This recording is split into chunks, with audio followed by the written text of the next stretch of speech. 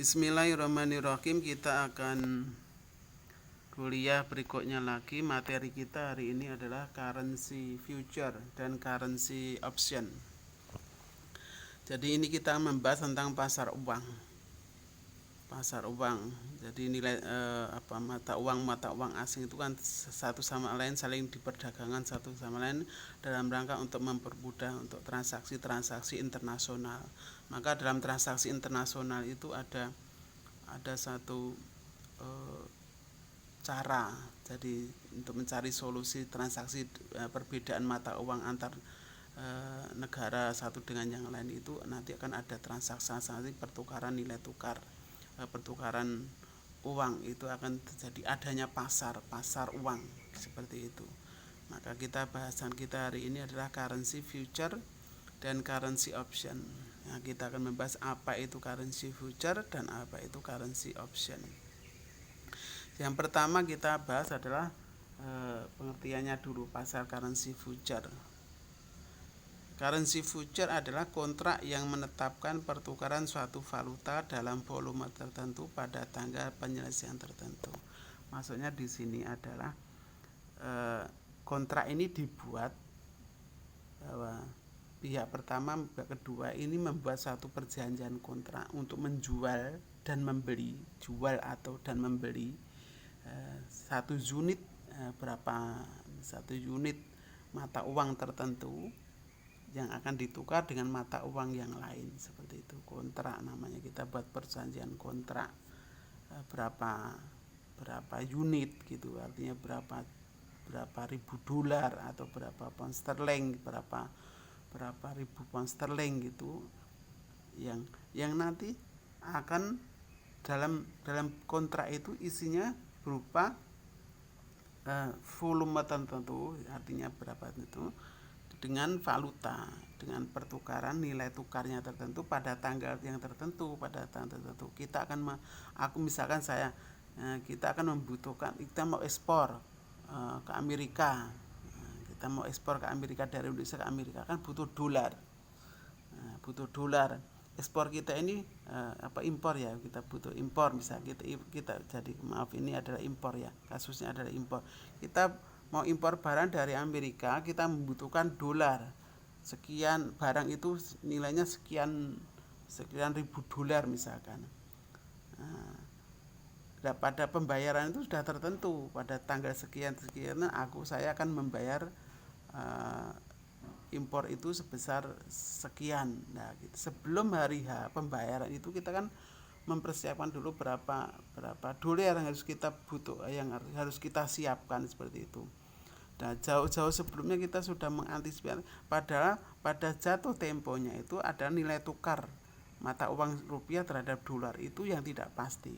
Transaksi dibuat sekarang, tetapi pembayarannya itu adalah di periode yang akan datang, 1 bulan atau 2 bulan yang akan datang. Padahal bulan yang akan datang nilai tukar rupiah dengan nilai tukar rupiah terhadap dolar sekarang transaksi dilakukan, perjanjian kontraknya itu. Nah, kemudian pada saat pembayaran itu nilai tukarnya yang di pasar spot, di pasar spot ya, pasar kurs yang berjalan itu akan berbeda antara sekarang dengan yang akan datang. Maka terjadilah ini adalah currency future, kontrak yang menetapkan pertukaran suatu valuta asing dalam volume. Pertukaran ini adalah nilai tukarnya, pertukaran di sini nilai tukarnya itu ditentukan sekarang, transaksinya besok, eksekusinya besok, pada penyelesaian yang akan datang ini besok, bulan tanggal berapa gitu, tetapi nilai tukarnya ditentukan sekarang. Ini masuknya gitu, pertukaran itu ditentukan sekarang berapa nilai tukarnya, untuk memastikan kita akan membuat dolar dengan membayar uang rupiah sekian gitu, memastikan. Kalau kita tidak membuat kontrak ini, kondisi yang akan datang kita tidak tahu, tidak pasti gitu, nilai tukarnya berapa, kita kan nggak bisa memastikan gitu, karena naik turun nilai tukar itu selalu berubah-ubah. Maka kita membuat kontrak ini dalam rangka apa? Memastikan bahwa nilai tukar rupiah terhadap dolar itu sekian, itu pada saat akan datang. Itu membuat kontrak perjanjian dengan lembaga yang menjual dolar seperti itu. Ini namanya currency future, jual beli mata uang asing dengan membuat kontrak menentukan nilai tukar yang akan datang, ditentukan sekarang dalam volume jumlah mata uang tertentu pada tanggal tertentu. Kemudian ada beberapa jenis kontrak currency, yaitu di sini ada forward, di sini ada future. Ini perbedaannya di sini. Nanti kita bisa membahas satu persatu. Ya, forward kontrak currency, kontrak yang akan datang itu jumlah tertentu, jumlah uang tertentu dengan nilai tukar tertentu pada tanggal penyelesaian tertentu. Tadi ada dua jenis model kontrak currency. Pertama tadi adalah di sini adalah forward dan future. Apa perbedaannya nanti di bawah ini bisa dilihat di tabel di buku juga ada. Contohnya di sini nanti bisa dibaca mengenai perbedaan antara forward dan future. Yang pertama tentang ukurannya antara kedua-duanya ini. Misalkan ya, untuk ukuran untuk forward disesuaikan dengan kebutuhan individu. Kalau standar ini ada standar itu paket ya, misalkan contoh paket. Nanti contoh di belakang nanti kita akan bisa jelaskan seperti apa di belakang itu. Disesuaikan dengan kebutuhan individu. Kebutuhan individu contohnya yang kita bisa lihat di materi di ini contohnya. Misalkan disesuaikan kalau yang future tadi, future ya. Ini tadi ada future. Ini yang standar. Yang standar nanti saya akan bisa menjelaskan future ini kalau Anda punya gambaran yang standar dulu. Ya, gambaran yang standar. Yang standar itu ini, yang future ya, yang future misalkan kita membutuhkan dolar. Kalau menggunakan kontrak future itu, jual beli kontrak future itu dalam bentuk kontrak currency dalam bentuk future itu adalah paket. Satu kontrak itu seharga ini. Kalau ini dalam dolar Australia. Kalau pound sterling satu kontrak untuk future itu adalah 6.500 pound sterling per kontrak, istri kontraknya tadi. Kalau misalkan dolar Kanada, kita impor ke Kanada, tentunya kita membutuhkan dolar Kanada. Maka misalkan satu kontrak, misalkan di sini adalah 100.000 dolar Kanada. Seandainya impor kita misalkan senilai 200.000 dolar Kanada, maka kita kalau menggunakan future ini berarti dua kontrak. Nah, karena 200 satu kontraknya 100.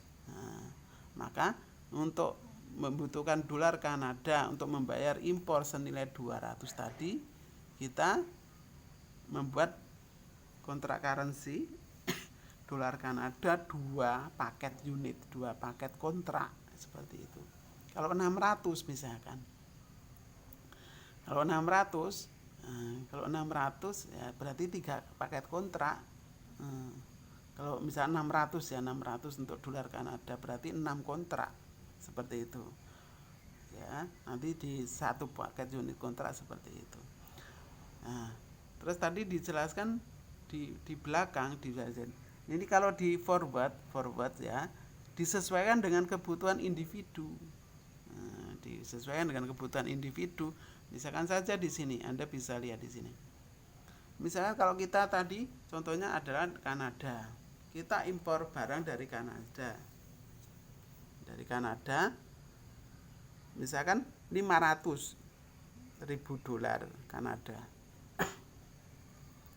Maka untuk menggunakan future ini karena future tadi pakainya per 100, Kanada tadi per 100, maka bisa saja kalau di sini 500 ini bisa 5 kontrak. Tetapi untuk misalkan untuk pakai berarti 5 kontrak. Tetapi kalau menggunakan currency kontrak tadi menggunakan forward, maka 500 ini cukup membuat satu kontrak saja, langsung satu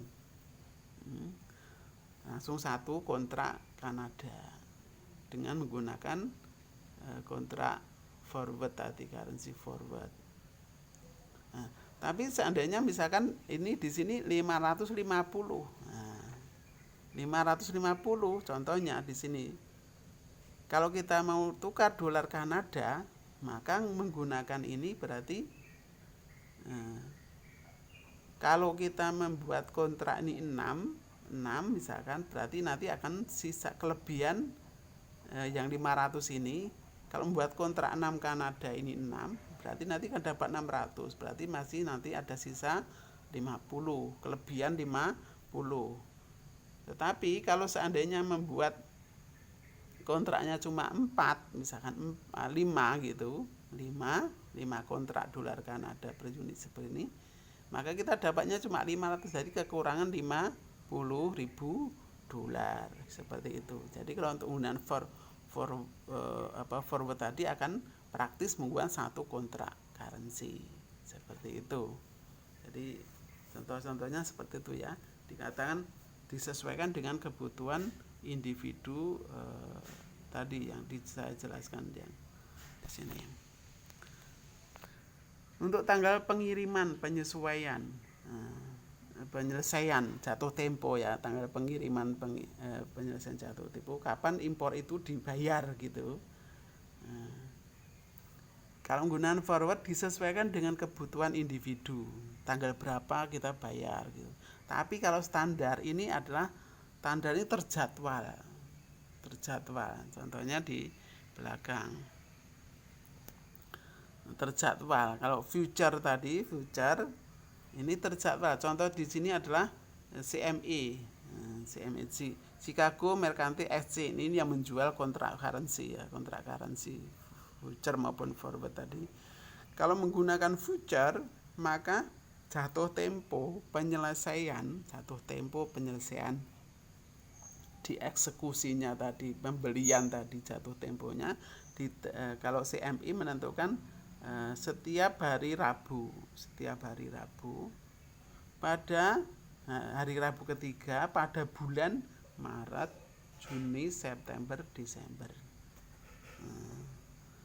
Ini ya, setiap hari Rabu ketiga pada bulan Maret, Rabu bulan Juni minggu ketiga, September bulan Juni minggu ketiga hari Rabu, Desember hari Rabu minggu ketiga Desember. Ini jadwal jatuh temponya kontrak currency future ini terjadwal. Contoh, misalkan hari ini adalah tanggal berapa ini? Misalkan hari ini tanggal 15 atau 17 Juni. 17 Juni ini berarti sudah mendekati ini 17 Juni hari Rabu minggu ketiga ya, berarti hari Rabu ini.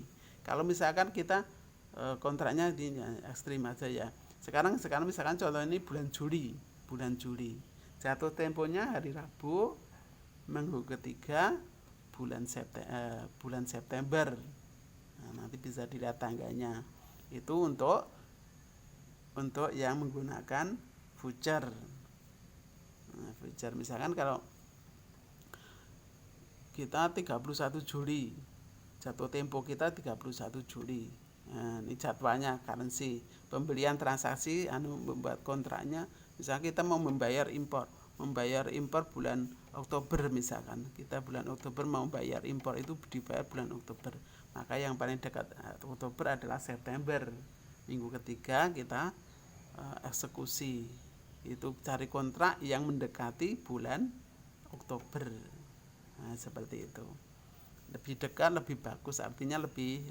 Tapi kalau kelewatan misalkan ini enggak bagus, misalkan pembayaran misalkan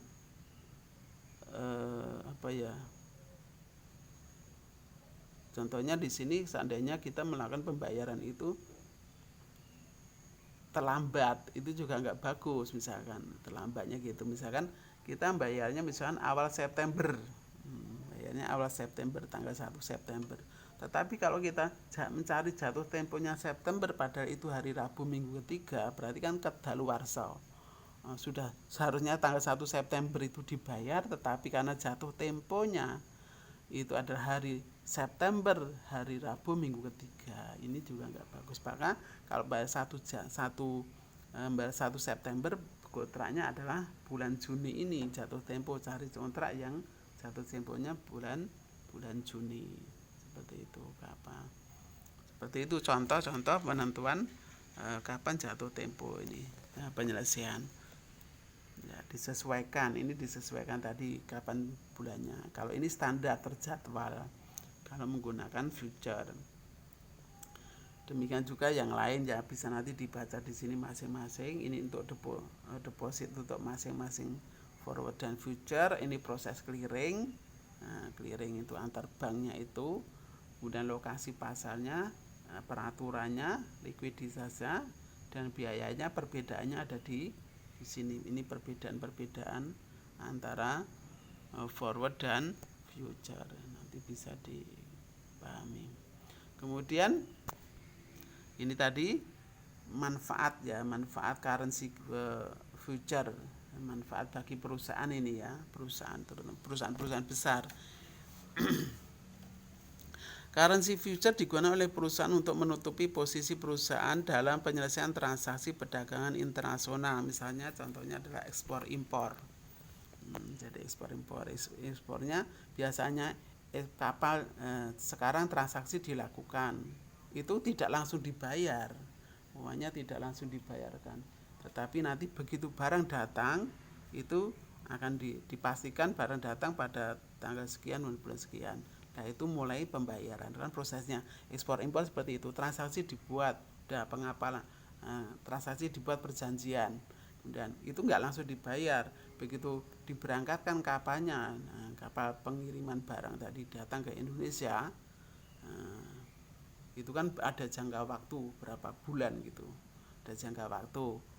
Begitu barang, pada waktu transaksi ini kita sebagai import ini kita sudah membuat mencari kontrak currency, bahwasanya kapal datang itu kita harus barang datang itu kita harus bayar, karena jangka waktu. Makanya kita terus persiapan tadi, kita membuat kontrak currency dengan lembaga keuangan. Nanti siapa saja yang menjual, salah satunya adalah CME contohnya, atau pasar bank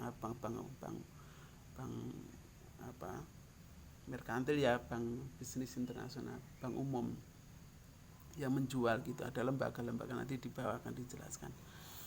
Pasar-pasar yang menjual kontrak-kontrak currency dan forward ini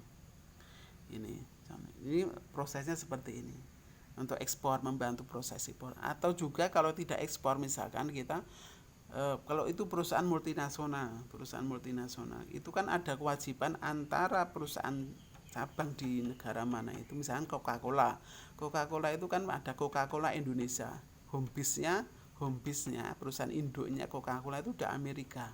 Coca-Cola Indonesia harus membayar beberapa kewajiban kepada perusahaan induk. Karena Coca-Cola Indonesia itu menggunakan rupiah, beroperasi di Indonesia dengan rupiah, sementara perusahaan induknya sana adalah Amerika, membutuhkan dolar.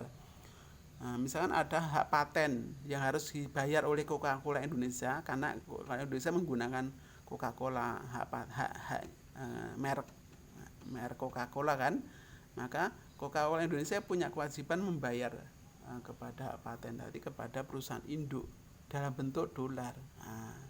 Maka Coca-Cola Indonesia membayarnya ini pakai dolar. Maka untuk bisa membayar pakai dolar, sebelumnya jatuh tempo tadi Coca-Cola Indonesia mempersiapkan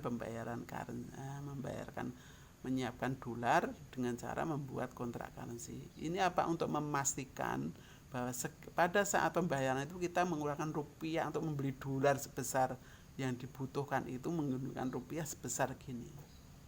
Karena nilai tukar turun. Yang dikehendaki itu kepastian. membuat kontrak currency tadi adalah membuat satu kepastian berapa rupiah yang harus saya keluarkan pada saat pembayaran tadi. Nah, seperti itu. Nah, mungkin pada saat jatuh tempo nilai dolar menguat atau rupiahnya melemah atau bahkan rupiahnya menguat, kemudian kita harus membayar dolarnya, membeli dolarnya dalam bentuk yang lebih murah, membeli dolar dalam lebih murah. Nah, tapi ini kan tidak pasti. Nah, maka perusahaan multinasional mengantisipasi kondisi seperti ini untuk mengantisipasi potensi rugi. Nah, sebenarnya itu adalah bagi perusahaan, bagi importer itu adalah mengurangi potensi ketidakpastian yang akan datang. Yang dikehendaki memang laba, tetapi kan tidak pasti tadi, maka dibutuhkan currency untuk memastikan berapa rupiah yang harus dibayarkan. Seperti itu ya. Ini beberapa manfaatnya di sini, menyelesaikan transaksi internasional membutuhkan. Atau juga ini nanti untuk spekulasi juga bisa, spekulasi. Contoh di sini harga kontrak currency future Mark Jerman ya, Mark Jerman. Jadi kontrak currency nilai tukar ditentukan yang sekarang itu adalah 0,54 dolar per mark Jerman. Per mark Jerman. Nilai kontraknya, nilai tukarnya currency future tadi per mark Jerman itu adalah sesuai dengan kontrak, perjanjian kontrak, nilai tukarnya adalah 0,54 per mark Jerman. Nah, nilai kontrak mark Jerman tadi adalah satu unitnya adalah 125.000 Deutschmark. Ini bisa dilihat mark Jerman contohnya. Nah, di sini 125.000 Deutschmark. Nah, seperti itu. Satu kali kontrak ya sebesar ini. Nah, maka pada saat jatuh tempo, importer Amerika ini yang mempunyai dolar untuk membeli Deutschmark sebesar 125.000, dia mengeluarkan dolarnya sebesar 67.500 dolar. Nah, sehingga dia memperoleh 125.000 Deutschmark. Karena sesuai kontraknya. Ya. Sekali lagi 67.500 diperoleh dari perkalian antara paket kontrak tadi 125 dikali nilai tukar yang ditentukan di depan kontrak sesuai kontrak 0,54 per mark tadi. Sehingga untuk memperolehnya 125.000 Deutschmark tadi mengeluarkan dolar sebesar 6.750 diperoleh dari 125.000 kali nilai tukar yang ditentukan di depan sebesar 0,54 per mark. Pada saat jatuh tempo tadi kurs spotnya ternyata adalah 0,58. 0,58. Maka kurs spotnya yang terjadi pada saat jatuh tempo, tanggal jatuh tempo tadi. Untuk membeli ini jual ya. Setelah dapat ini dibeli tadi dibayar, maka dia jual misalkan untuk mencari untung ruginya ya, untuk cari untung ruginya. Berapa potensi untung dan ruginya gitu. Pada saat jatuh tempo nilai tukarnya adalah 0,58 dolar per Deutschmark. Maka setelah dia beli sebesar ini, dia dijual sebesar 0,58. Diperolehlah jualan tadi sebesar 72500 perkalian antara 125.000 kali 0,58. Diperolehlah penjualan 72.500. Artinya Di sini bisa dijelaskan ada selisih laba $5.000. Membeli Dodge Mart, ya, membeli Dodge Mart dengan nilai kontrak tadi ini, diperoleh ini, kemudian dijual. Setelah itu ini diperoleh, dijual di pasar spot. Di pasar spot itu adalah harganya ini, maka diperoleh 72.500 lebih besar. Mengeluarkan 67, memperoleh 72, sehingga dapat laba $5.000. Ini bagi si pembeli kontrak currency. Tapi sebaliknya gitu, sebaliknya yang penjual nanti akan berpaling, akan potensi ruginya ada di situ juga. Tapi ini contoh yang lain juga. Kalau seandainya ini tadi kan apresiasi, dolarnya menguat. Kemudian seandainya dolarnya melemah, gitu, dolarnya melemah, depresiasi, maka kebalikannya, nilai kontrak, nilai tukarnya 0,54, kontraknya kan 125, satu kali kontrak,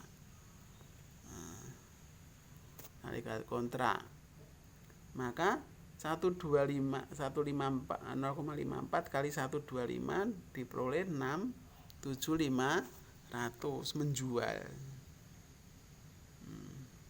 Kemudian ternyata pada saat jatuh tempo ini dijual kan, karena kontrak terjadi kontrak di situ.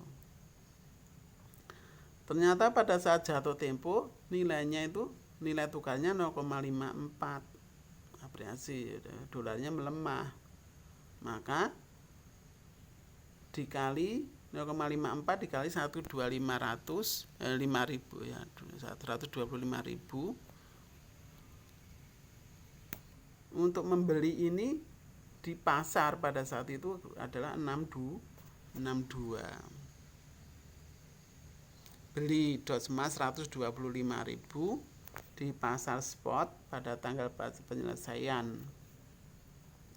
Nah, diperolehlah 62.500.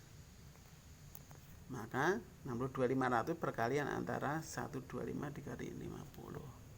Beli sebesar ini, dijual sebesar ini, maka terjadi selisihnya 5.000. Dibeli dari 67 kurangi 62. Ini yang terjadi kalau seandainya jadi ada apresiasi dan depresiasi nilai tukar pada saat jatuh temponya bisa di